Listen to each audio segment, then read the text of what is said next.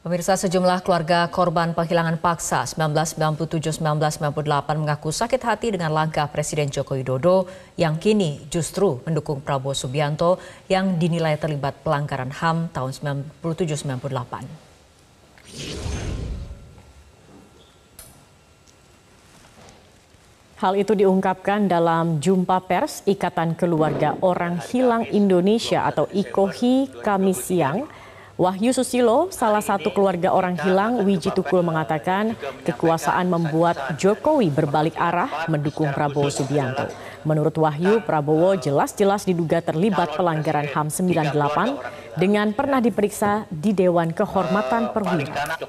Kegiatan berdemokrasi di negeri ini sepertinya hanya tukar tambah. Bagaimana kita tahu dulu yang mendukung Jokowi siapa, dulu yang mendukung Prabowo siapa, kemudian sekarang bagaimana. Ini mungkin hampir tidak dirasakan oleh banyak orang.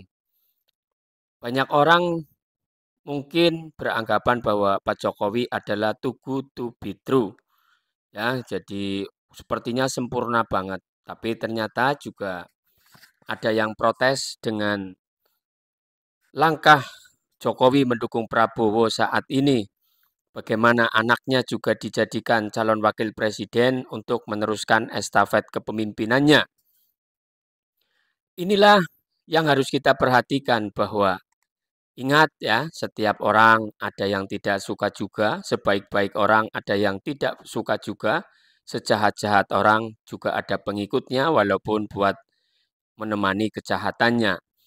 Saya tidak menunjukkan atau melegitimasi siapa yang baik, siapa yang jelek, akan tetapi kita harus waspada, kita tidak boleh merasa jumawa, dan kita tidak usah merasa bagaimana jika kita menggaungkan suara kebenaran tapi tidak punya teman.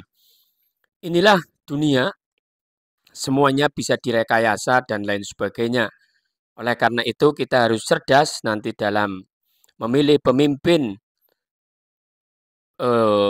untuk menahkodai negeri ini, bagaimana yang mempunyai jiwa integritas yang paling banyak berpihak kepada rakyat. Jangan hanya kita termakan oleh gimmick-gimmick yang seharusnya tidak perlu, karena gimmick hanyalah sekedar hiburan, tapi memimpin, mengelola negeri ini tidak boleh dengan main-main, dengan bercanda dan lain sebagainya. Ya, kita hiburan boleh, tapi jangan sampai menghilangkan nilai-nilai esensi dalam kita menjalankan roda kenegaraan. Kita harus memilih, ya kita semuanya tahu bahwa dari 3 kandidat itu tidak ada yang sempurna. Tapi pilihlah yang kesalahannya paling sedikit. Karena setiap kita adalah manusia, bukan malaikat, bukan nabi. Tapi bagaimana yang sudah kelihatan melakukan kesalahan lebih banyak, harus kita hindari agar jangan kita pilih. Para keluarga orang hilang dugaan pelanggaran HAM mengaku merasa sakit hati karena aksi Kamisan mereka di depan istana tidak pernah ditindaklanjuti.